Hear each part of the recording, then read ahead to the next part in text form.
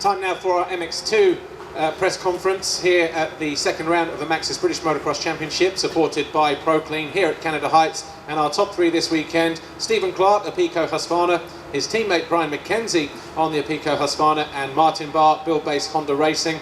Stephen Clark, congratulations on your first overall win of the season, first race wins as well, and your first double moto victory in an MX2 category. And of course you take over the championship leader's red plate as well. What a day for you.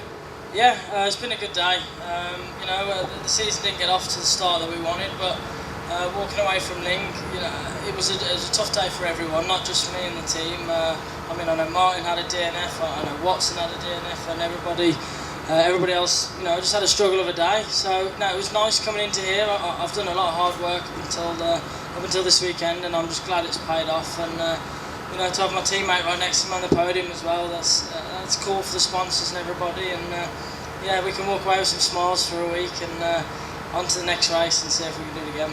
Your last podium was last year, but your last race win was 2014, so it must be a relief to get not just one but two. Yeah, definitely.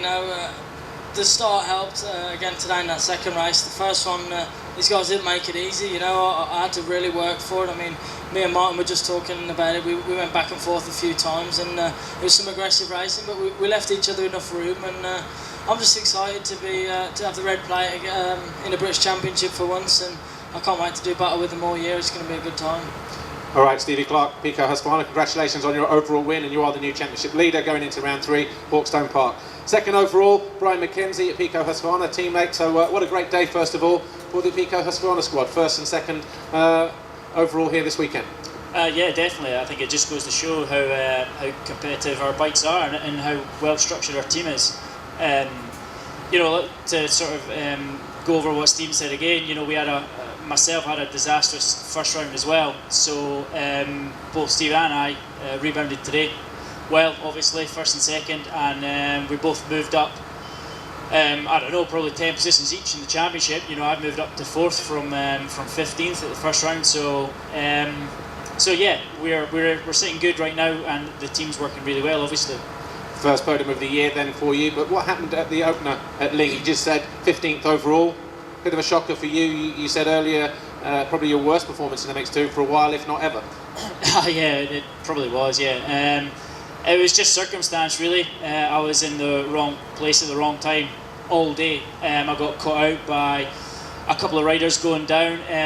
Not just the one that was shown on TV. I got caught out a couple of times that nobody really seen, and it was just a battle all day. I was never at the front like I was today. I got 2 good starts today. And I never raced my own race. These guys would pressure me on, and I got some arm pump, and they forced me in a lot of mistakes. But when you start first and second and you're in front of 38, 39 guys, it's a lot easier than coming back from 30th and trying to pass all those guys. So yeah, that was really it. It was just I just put myself in better positions today, and like I said, first round was just a complete write-off.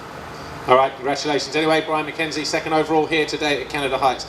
Third on the podium this weekend, again his first visit to the box in 2016, riding the Build-Based Honda. Martin Barr, good solid ride from you today, second and a 4th, although the last race you just kind of slipped up with that 4th place. You're in second, closing down on the leader, Stevie Clark. Tell us about that.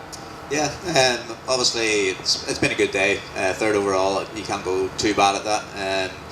Especially come to this track, it's never really been good to me in the past. But as you said, the first race was second, and the last race ended up 4th after a mistake with 3 laps to go. Just tucked the front and stalled the bike. Didn't go down or anything. Just took me a few seconds to get it started again. But it's been a brilliant day, as Steve was saying. We first race had some good passes, but they were aggressive. But we respect each other. I think it's going to be like that all year. We've all got speed the race or the so. I can't wait for Hawkstone Park now. And just like your teammate in MX1, Graham, new team for you, Build-Based Honda. How are you gelling with the team? Were you a little bit behind with testing going into the first round, or was it just an off day for you there, 5th overall?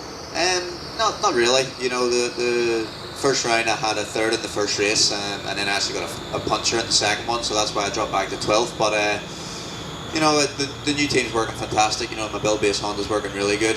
You know, I've got my dad doing my engines, MB Performance, and you know, he's got the bike working really good, as well as pan of suspension. Got it handling it like a dream, and you know, it feels like my bike. I can put it where I want it, when I want it, and you know, with the experience Dave Thorpe has and all the rest of the guys, it's all come together nicely. All right, Martin Barr, third overall, congratulations. Your top 3 in MX2 this weekend. Stephen Clark, the Pico Husqvarna. Brian McKenzie, his teammate, the Pico Husqvarna. Great day for those guys with a 1-2. And Martin Barr, build-based Honda Racing. And that concludes the press conference here for MX2.